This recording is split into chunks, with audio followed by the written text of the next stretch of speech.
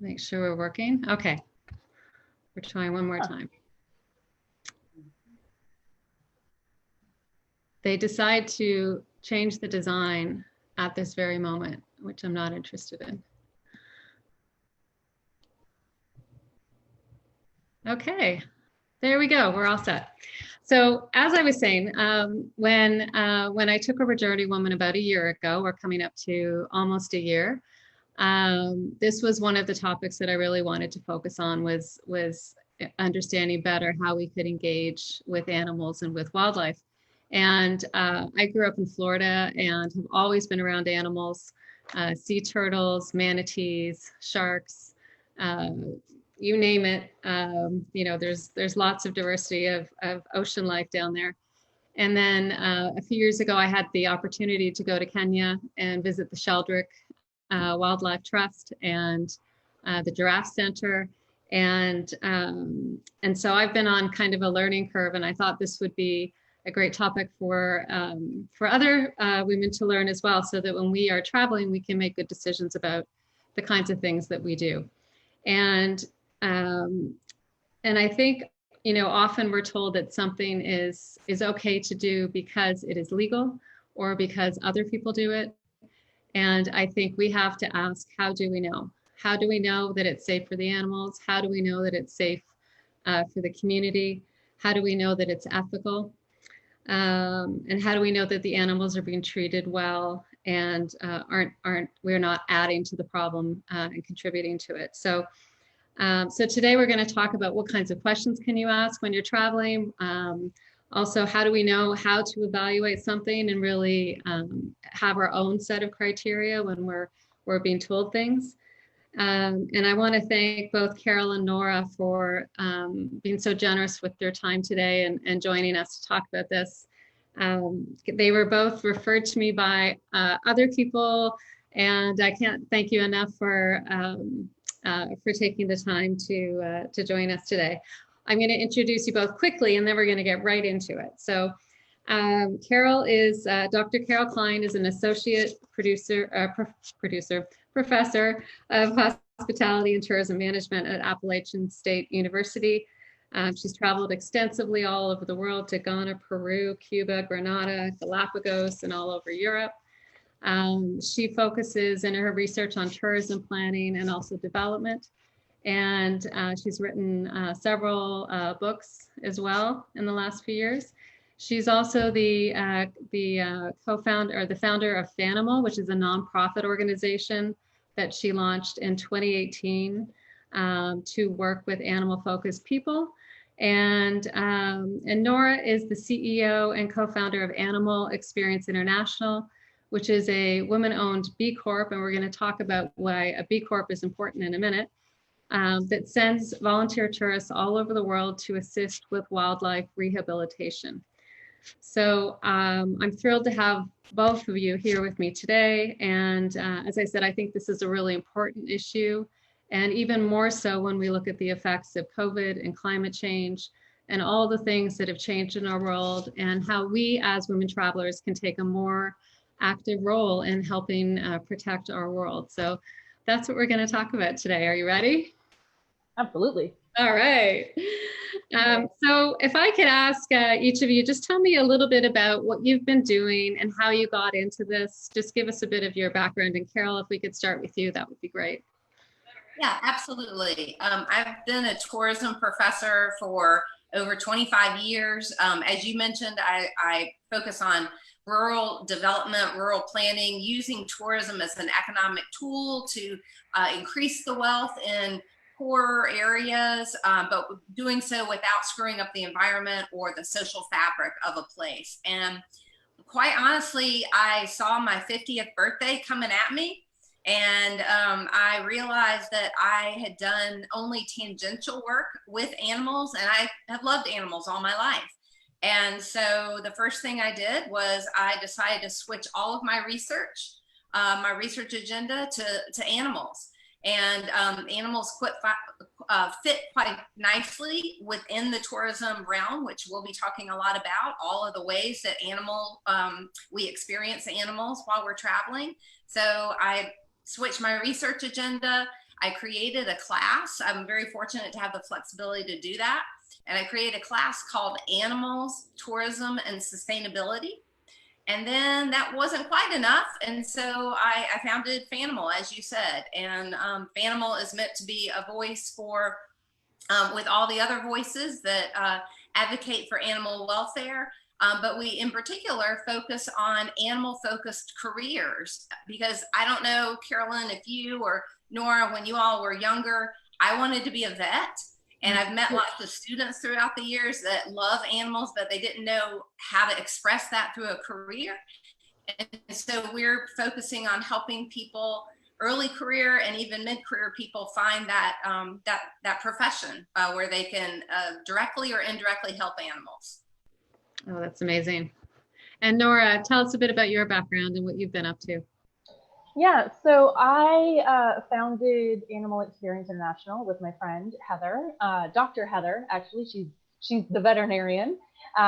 We met at a wildlife center in Canada. I was a volunteer coordinator, and she was and still is a vet there. And she, after I left, she came to me with this idea that this was 2011. There just wasn't a group out there that was talking about ethical travel. There wasn't a group that was just talking about volunteering with animals.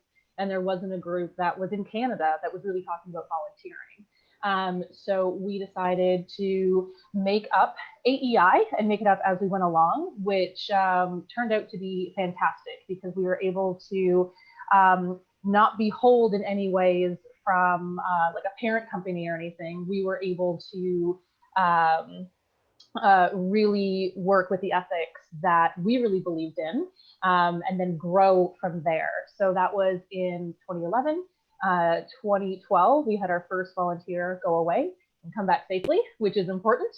And we've had over 700 volunteers at this point, which is amazing. We specialize in safe, authentic, and ethical travel. And so we are authentically helping the animals. We're authentically working with local leaders. We're not taking any leadership roles, and we're also making sure that it's safe. So I go to all the placements first as a solo woman traveler to look at all the placements that way, from airport pickup to accommodation to the work that the volunteers will eventually be doing. And then and it means I also get to have a lot of fun. Yeah. And both of you have the best jobs in the world, I think. It's okay. It also means that when volunteers come to AEI and they apply, they have an interview with me, and the interview is great because I've been to these placements, and so I genuinely get excited when they want to go to these places, and I can say, I've been there, I've taken those steps, I know the people you're going to be with, and so I'm sincerely so excited for them. So it's an amazing job because I get to travel, and then I really get to be excited when everyone is ethically traveling with us. Yeah. What does it mean to be a B Corp? Can you explain that? I guess Patagonia would be an example of a well-known B Corp as well. Yeah, so we are a B Corp, and we were first certified in, I believe, 2014. We're just going through our audit right now this week. And it's really important because you get certified as a B Corp, but then you get audited now every 3 years. And what a B Corp is it's sort of like fair trade to coffee, or Forest Stewardship Council to paper and wood products. It is making sure that you can be a force for good. And the whole community really believes that business can be a force for good. We are a corporation, we make money, we're not an organization, but we can operate like an organization or like a charity. So we have a triple bottom line, which means we actively think about profits, but we also actively think about people and the planet. So we think about them, but we also have to quantifiably show that we have a benefit to the communities we work in, to education, to the environment, to our workers and our supply chain and everything like that. So it's, I love being a B Corp because I have always said there's no point in trusting me. You don't know who I am, but you can trust the data and you can trust the numbers. And so we can show you It's not just me trying to convince you that AEI is ethical. I can show you exactly how ethical we are. And so, and there's more than, actually now, there's more than 1,500 other B Corps, like you said, Patagonia, Ben & Jerry's is a really good example. There's a lot in different industries. Purpose before profits, right? Absolutely. Or at least equal. Yeah. Let's talk a little bit about the problem that you see when you look out into the world of, animal tourism, wildlife. What is the problem? Help us understand what issues you think we're facing at the moment. And Carol, could I start with you? Absolutely.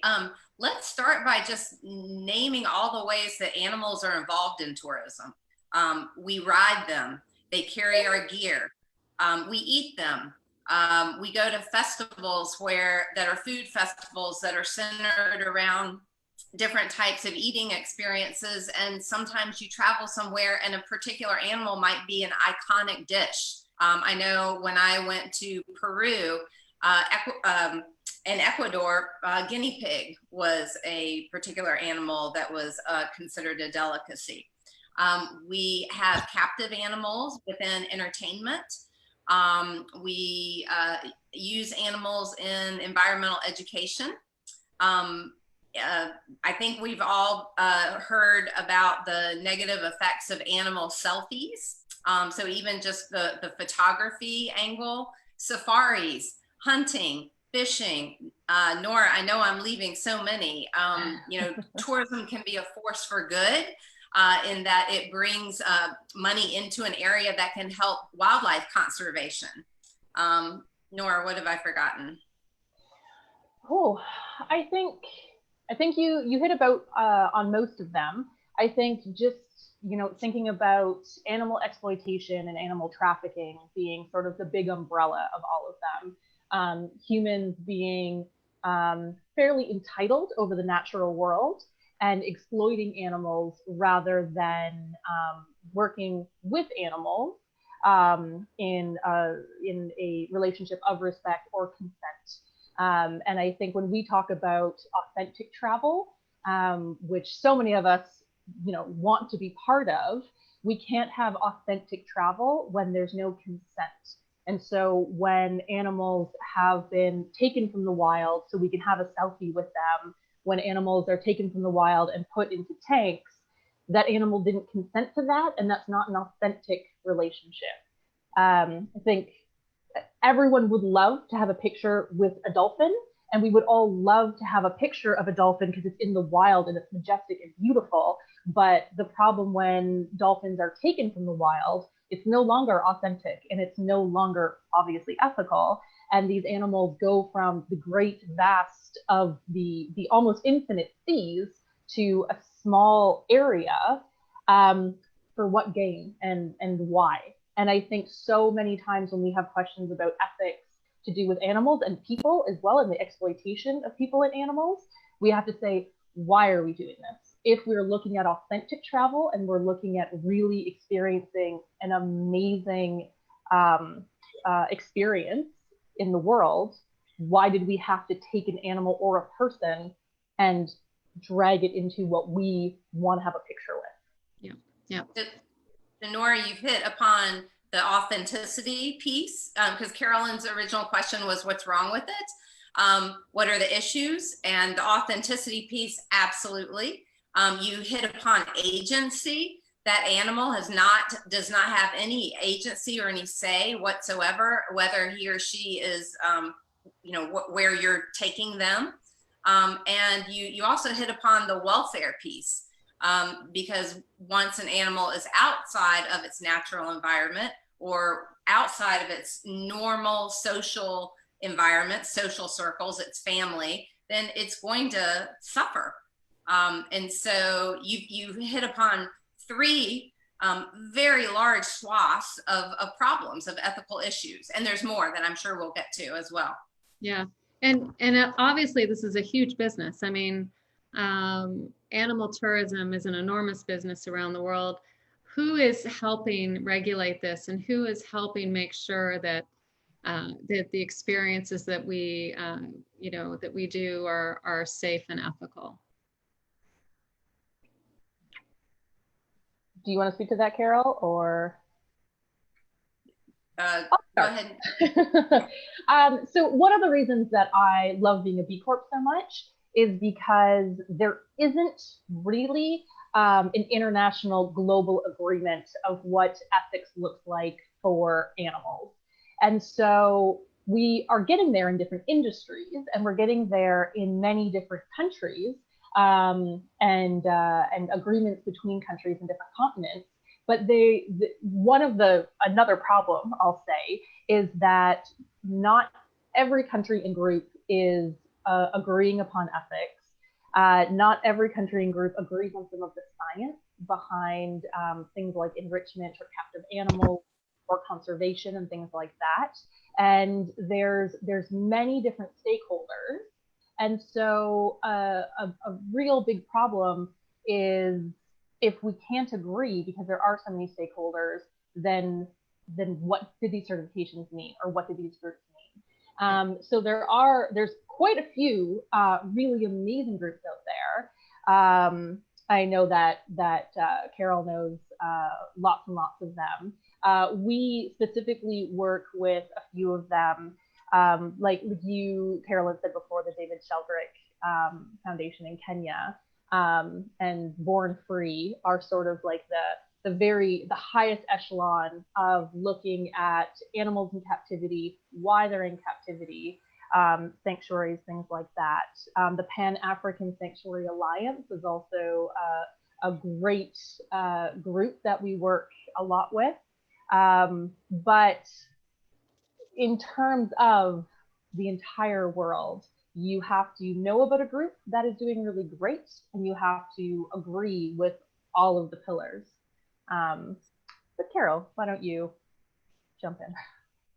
Yeah, no, certainly. There are private businesses that are tour operators, that are lodging, that are on the ground guides, that are involved in ethical tourism. There are trade associations that are conglomerates of, for example, the Society of American Travel Writers. Some of these organizations, some of these associations have their own codes of ethics. And as Nora said, they're getting there in terms of animals. They may have a nice environmental ethic, but specific verbiage about how to treat animals, if there is something, it's like one sentence, or it's very general. And not only is there a differing opinion from country to country, there's differing opinion from species to species. We can't make a rule about how to treat a dolphin or an octopus. We can't make that. That's not going to be the same rule about how to treat a wren or a rhino. And so some other big international organizations that I like to look to, for example, is the Brook. And the Brook does a lot of work with horses and other equids, donkeys. World Animal Protection is doing some great work.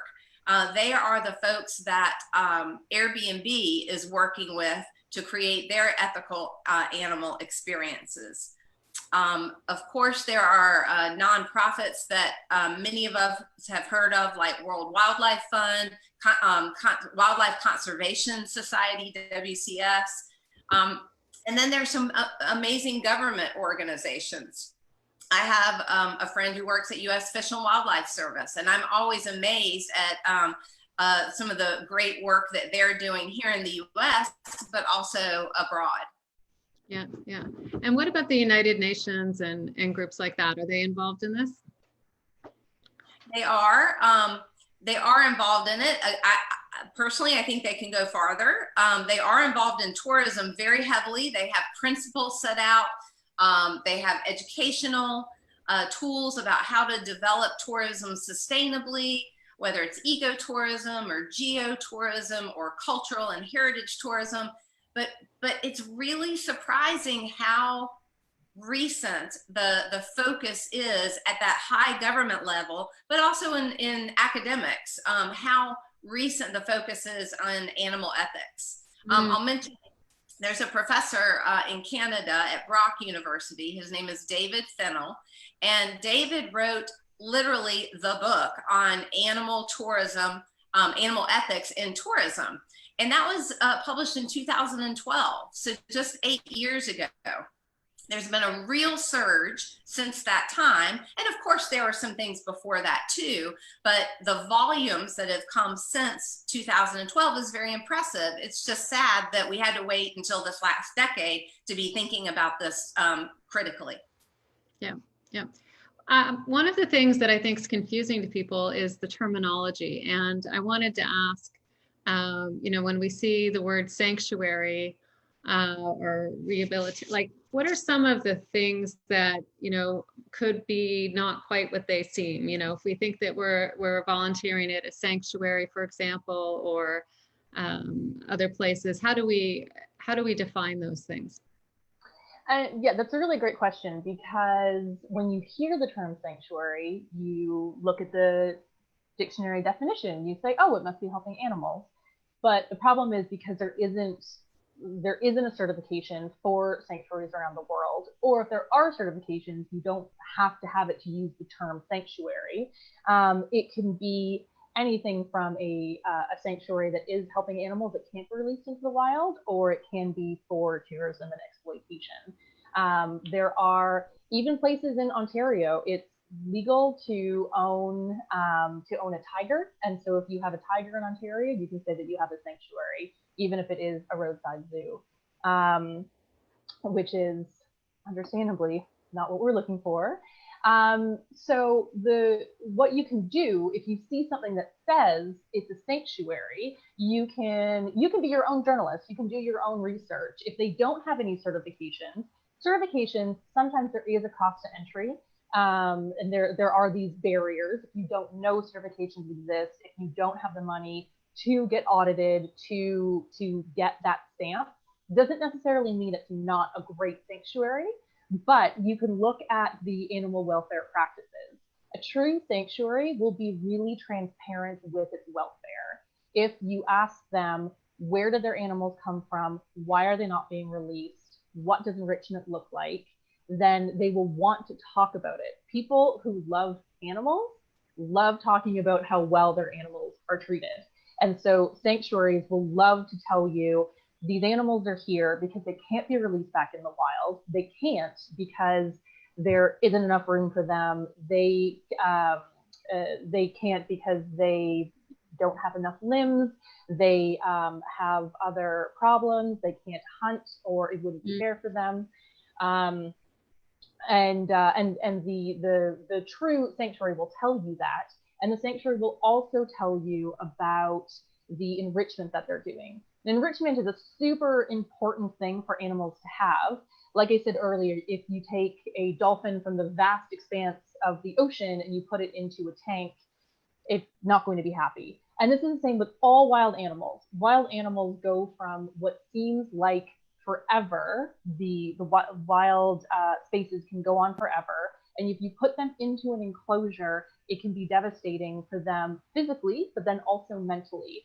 They can get something called zoochosis, which is a psychological problem that starts with boredom and then it increases. And so I think a lot of us have seen pictures or videos of animals pacing back and forth, or animals knocking their heads on bars in really old zoos and things like that.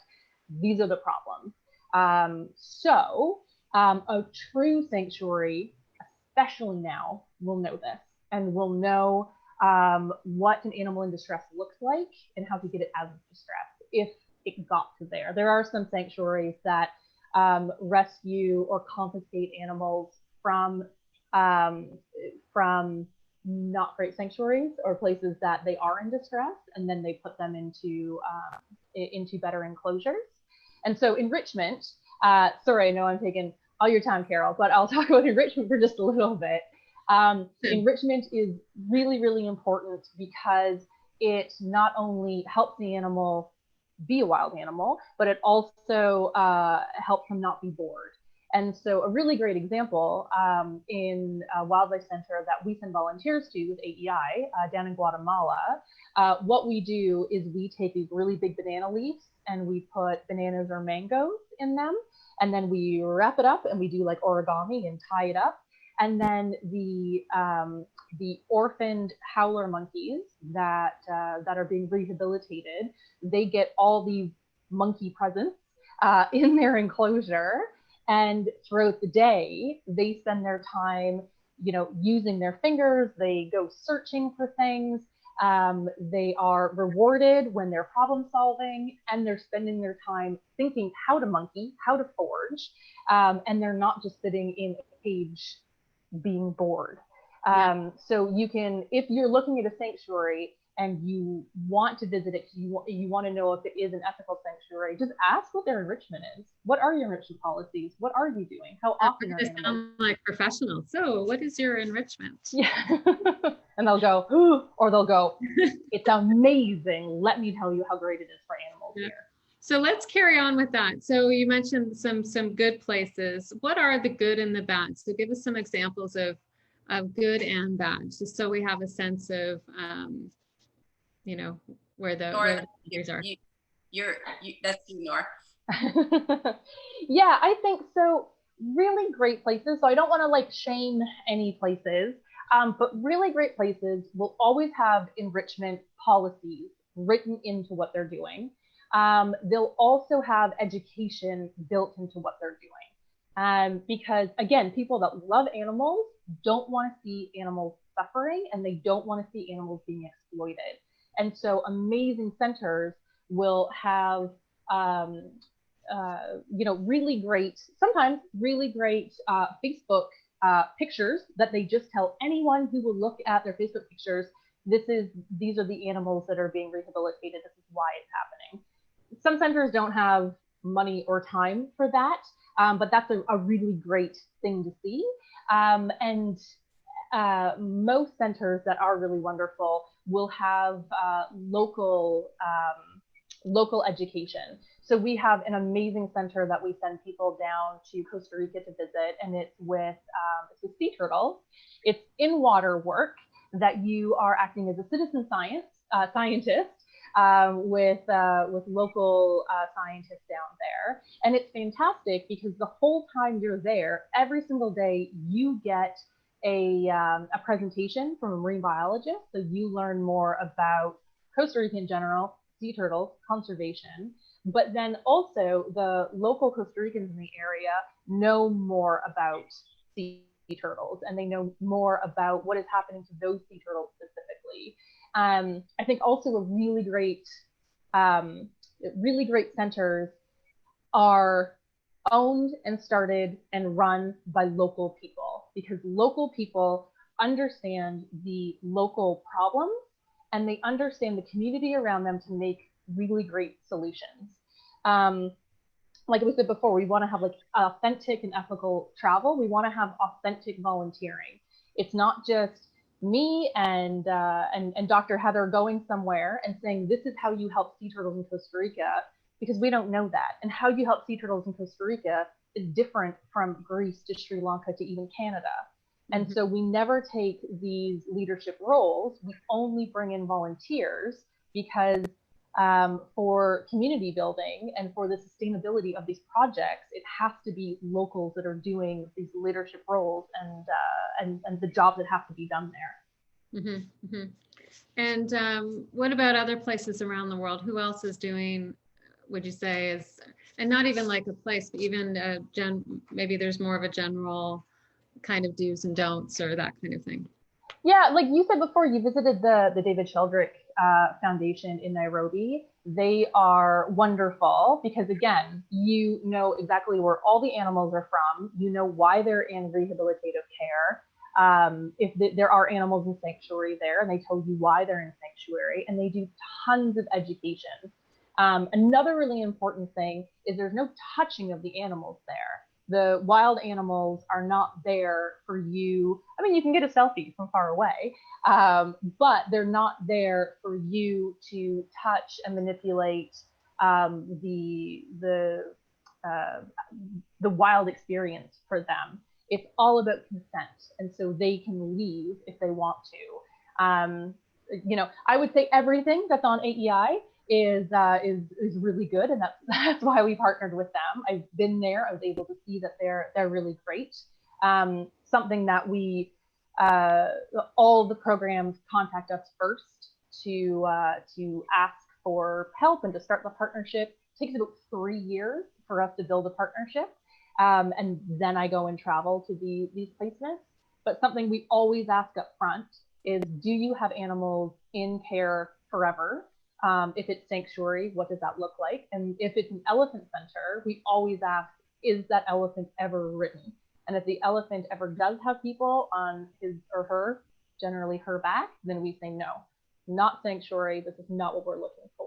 So it's another really good question. If you were looking for, if you want to see animals and you want to have these authentic experiences, you know, you can look at, well, there's elephants here. Is the elephant free to leave? Is the elephant being worked? Mm-hmm. So Carolyn, Nora is again touching on so many points where people who want to be an authentic and ethical tourist need to consider these things in the abstract. So Nora mentioned the supply chain. When we're talking about travel experience supply chains, we need to consider who is working. If we are going abroad, we don't want to see, you know, I'm live in the United States. I don't want to see an American or a Canadian, you know, or someone from North America doing the majority of the work, and definitely not the majority of the leadership. And so the local involvement, the local ownership, again, those local solutions, as Nora mentioned, that's very, very important. And so when we talk about animal experiences, of course, we're absolutely talking about the conditions of the animal, the treatment of the animal, the enrichment, as Nora said, the emotional life of the animal, but we're also talking about everything else around it, everything in the supply chain, the operators, the operators of the facility. Where does the money go? Is the economics of the operation going back? Is it leaving the country and going back to some Western company? Or is a lot of it being reinvested in the local community, perhaps on conservation efforts? Yeah, I mean, so much of this is about transparency, right? And that's certainly something you can investigate before you plan anything, through websites, through Facebook pages, through social media. You know, like this is, I think that's what you're saying is we're looking for places that are super transparent and open about sharing information, not things that are kind of hard to find and secretive. Right. I am absolutely saying that you cannot get away, if you want to be an ethical traveler, you cannot get away from doing work up front. It's just part of the deal. You know, Nora was mentioning a Costa Rica experience that AEI crafts. I am a proud client of AEI. I took a group of my college students to Costa Rica last year. And now that I've seen exactly how AEI handles every single part of the supply chain, now I don't need to do as much research. I don't need to. But in the beginning, if you don't know the operator and you don't know how they're interacting with the community, how they're interacting with their animals, where the money is going, yeah, we can't get away from doing that research in order to, and looking for that transparency in order to be an ethical traveler. Yeah, yeah. I want to touch a little bit on, not too much, but just a little bit on animal trafficking, because I think it's somewhat related to this, especially when we go to places and we're told that we should try a certain food because it is authentic, and then perhaps it's not, and it's just being curated for us. What's the deal there? Like, tell us a bit about that. I'll start with that one, if that's all right, Nora. Okay. I am going to mention the world's most trafficked mammal. It is called a pangolin, and Nora's going to have much to add to this. We both love pangolins. Carolyn, do you have a picture of a pangolin? I'm not saying penguin, everyone. Sometimes people get, Let me see if I can share my screen. understand my accent. It's pangolin, and pangolins look like if a dinosaur and an aardvark had a baby, it would be a pangolin. They have scales on them, but they are mammals. And there is a beautiful, beautiful example of a pangolin right there. Doesn't it look like that should be roaming around in Jurassic Park? Yeah, it's crazy. It is crazy. And so pangolins are very, very special. There's 4 species that are on the African continent, and there's 4 that live in Asia. And pangolins don't live very well in captivity. And so unfortunately, we don't know a lot about their natural life, but we do know that they like termites and ants, and they have this tongue. I'm getting a little bit off topic, but it's fascinating, this animal. They have this tongue that is twice the length of their body, and it actually rolls up in their stomach when it's contracted, but they use that tongue for their feeding, to go down termite hills or ant hills. When the pangolin is scared, when it is feels threatened, it rolls up in a ball. And when it rolls up in a ball, it's super easy for poachers just to pick it up. I don't know how many of the 8 species are endangered, perhaps all 8 of them, but the pangolin is used in some countries for 2 reasons. One, their scales are thought to be beneficial in traditional medicine. It's not true, because the scales are made of keratin, just like your fingernails and your hair.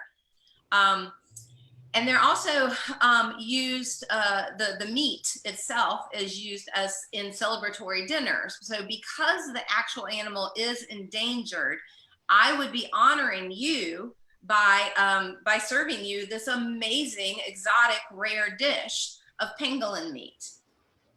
So that is one example. There are so many examples of how tourism is connected to meats, but trafficking pangolins so that I could travel to engage in this traditional medicine, or that I could be served this amazing delicacy as a tourist. That's one example of how wildlife trafficking and tourism are connected.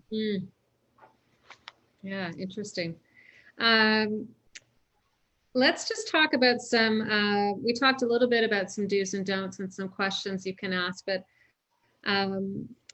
give us some more kind of, guidelines, if you wouldn't mind, on, and maybe make them a little more animal specific if we can. So if we're looking at dolphins, for example, is it a good idea, bad idea? What's the verdict? I feel like, Judge Judy here, but that's.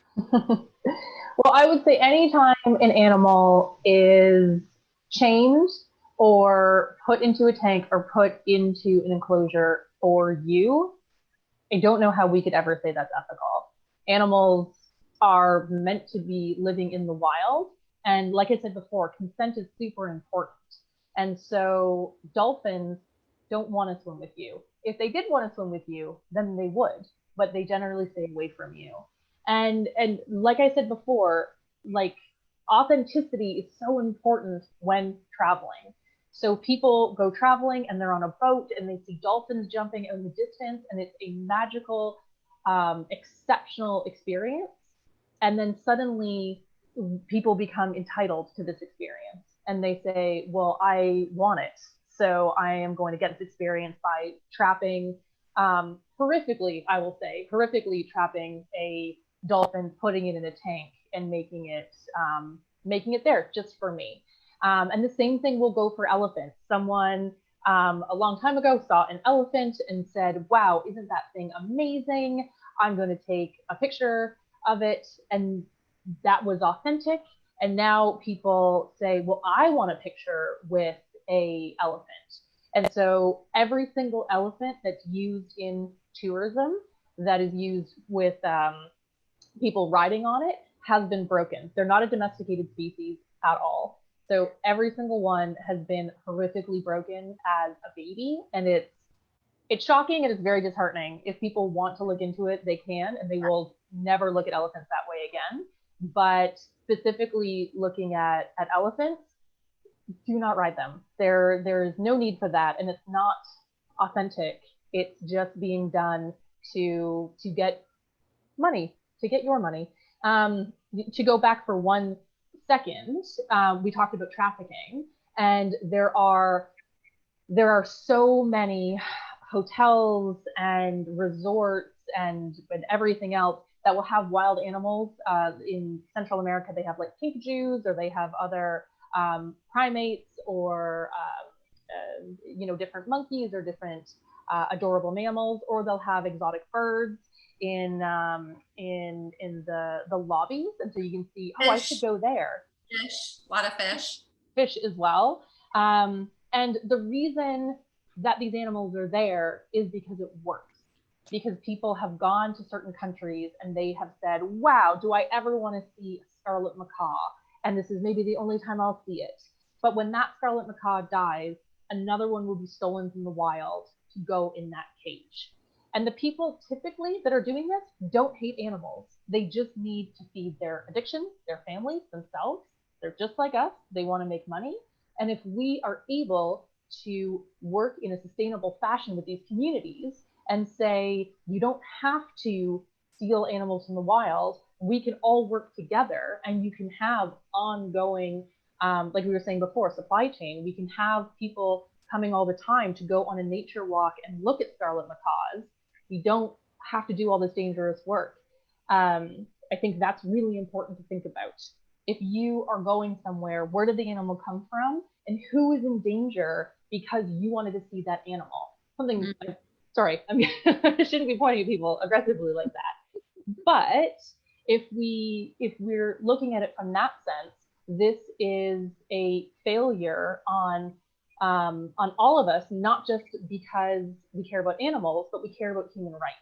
And when animals are trafficked, so are guns and people and drugs, because this is how people are getting money. So we have this responsibility to not only the animals, but the people in these communities to have sustainable, ethical ways that we can all work together. Yeah, sustainable livelihoods and alternative ways of making a living is very much a big part of the solution to wildlife trafficking. I would love to make a point about Nora's example of the macaw or the octopus in the tank in the hotel. Sometimes it's not just that one macaw. Sometimes there were several African parrots that were taken, and in transport you lose some of them. Many of them die. Being transported from a natural environment to whatever environment they're going to is rough. It's absolutely rough. This happens with kangaroos. And so it's not just that one animal. Chances are there's many animals that are affected in order to have that one or two attractors in place for the visitors to look at. What do you recommend we do if we see, animals in, as you say, in hotels or other places? What can we do about it as travelers? I think the very first thing that we can do is not go to that hotel. If you have already booked in a hotel, you can talk to the manager. Like, we're voting with our dollars every time we do something. And so if you go somewhere, you're endorsing everything that they do. So if you have already gone somewhere and you feeling guilty about the past, you can send an email to the manager. You can call them. You can send them a message and say, I just learned about this and I'm not okay with it and I won't be coming back. If you are staying somewhere, you can say the same thing. Many, like I said before, there's not like a global association that you can call, but many veterinarians in the area will know about sanctuaries or rescues or rehabilitation centers. And if you, like, Google is our best friend in this scenario, and you can Google a local vet, or you can Google where you are and just put in sanctuary wildlife, and you can talk to them. Oftentimes, centers will know that animals are there, but sometimes they won't. And so if you, this happens sometimes in Guatemala, very close to our wildlife center. They have a really good relationship in all the towns around. And so when a new restaurant shows up from people that maybe are not from exactly around there and know about the center, they will bring a cute animal to lure tourists in. And tourists, because they're typically around that area to see this wildlife center, will call the wildlife center, and the wildlife center will walk down and say, did you know that this is actually very illegal? And we will take this off your hands now so you don't get in trouble. We'll rehabilitate it and release it for you. So there's excellent, wonderful people all over. If you see something, then absolutely say something. Yeah, I mean, I suspect too, we think that, oh, it's just one bird or it's just one animal. And what you don't realize is there's a whole ecosystem around this that's supporting that activity. And it's not just one animal, it's many, many, many, many.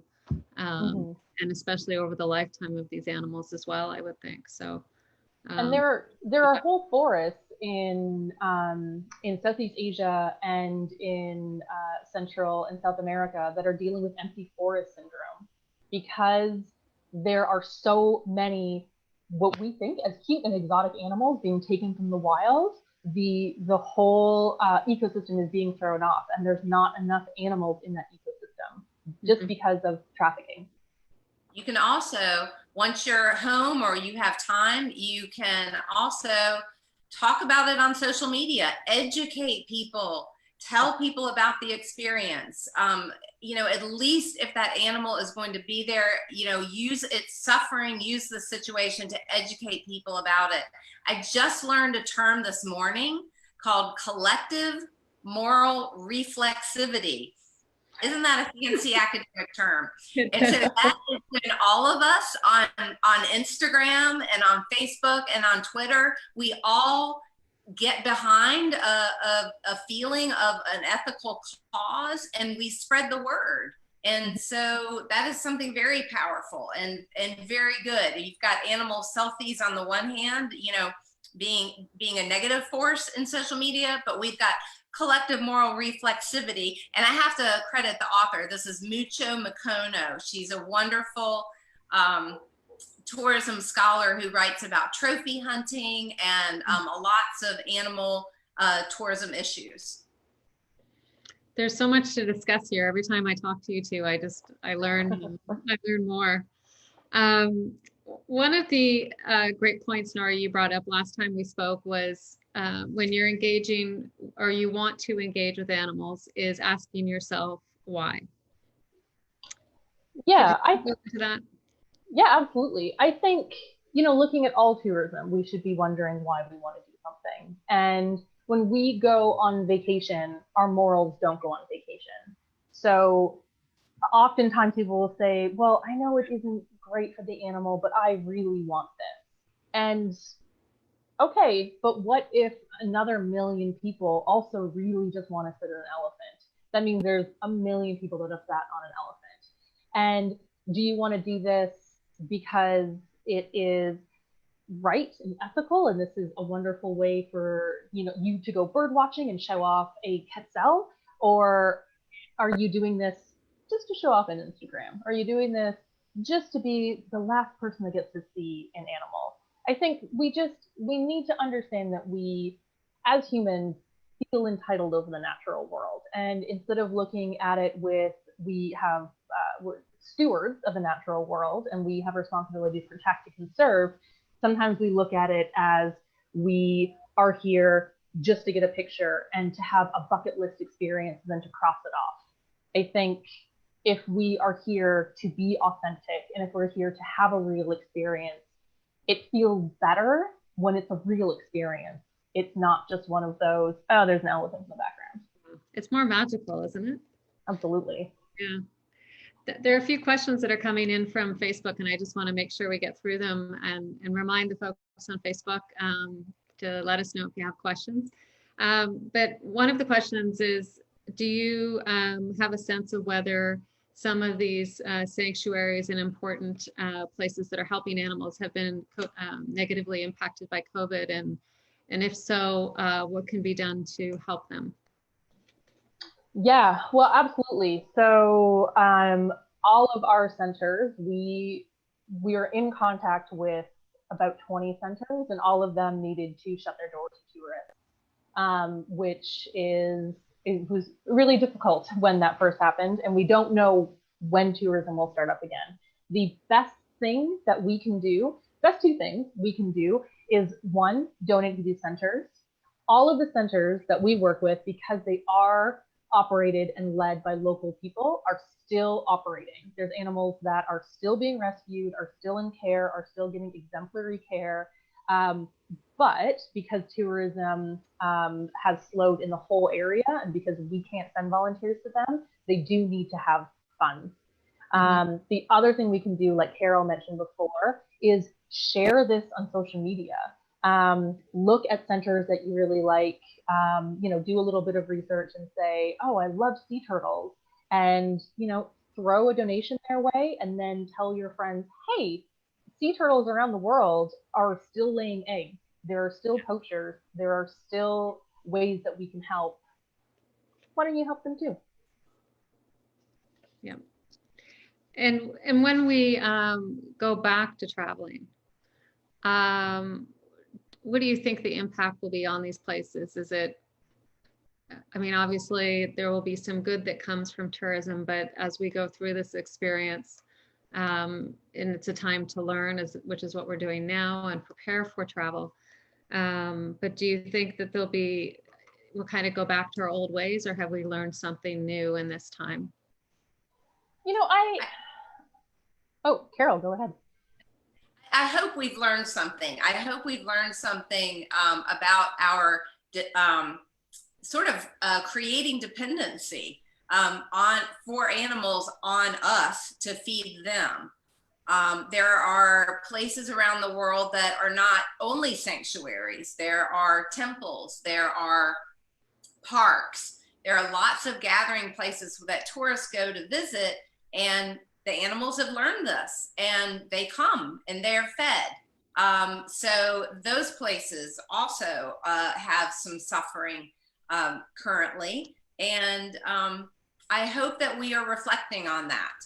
One of the writers at National Geographic, Natasha Daly, is addressing this issue. I'm not sure when it's going to be coming out.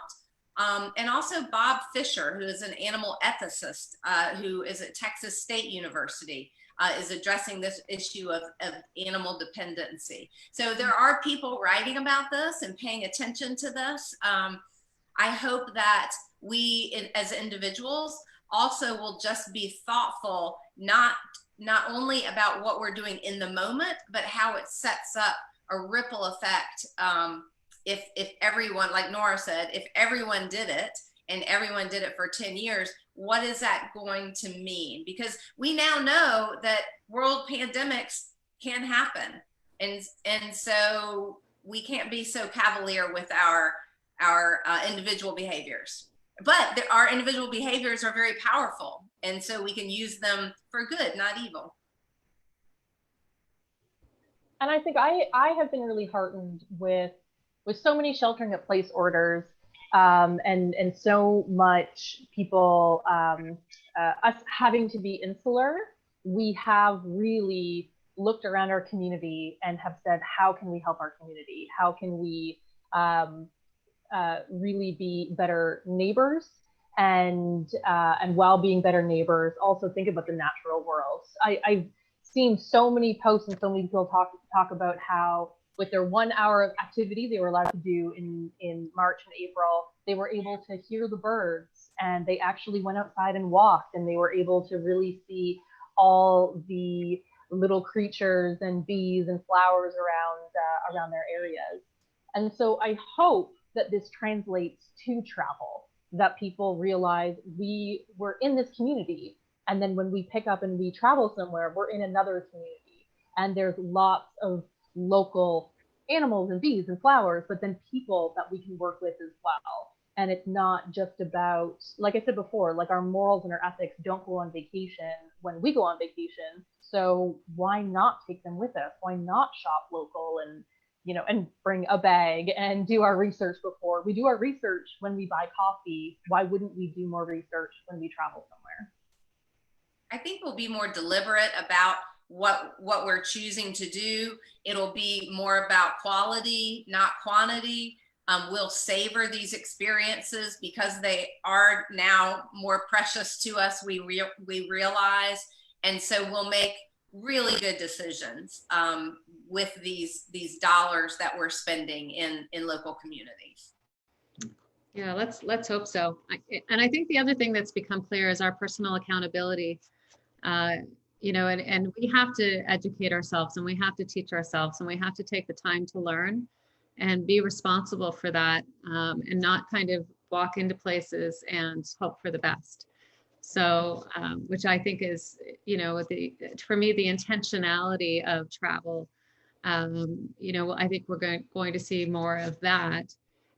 Because now we know how precious it was to be able to get on a plane tomorrow and go somewhere, and we can't do that anymore. So, so we're going to be a much more purposeful, intentional, and thoughtful, I hope, when we can return to travel and do things that are good for the earth, not taking away from it, which is what this is all about today, actually. So. I think I don't know if we've got any more questions that want to come in, but I want to let folks know that Carol has written a really wonderful article that's on our website with some do's and don'ts and guidelines. And we're going to post that link on our social media so that you can take a look at it and read it. And I'm hoping that this is the first of many conversations around this topic, because I think it's extremely important. I think, for those of us that love animals and have them all over our houses, which I get teased about all the time with my elephant earrings and everything else, that we need to take a more active role. So, so I want to thank you both for this really, really great discussion, and hopefully we can do this again soon and keep talking about it. This is great, Carolyn. Thank you. Thank you so much for having us. It's such an important discussion, and I know we both loved being part of it. Oh, thank you. Thank you.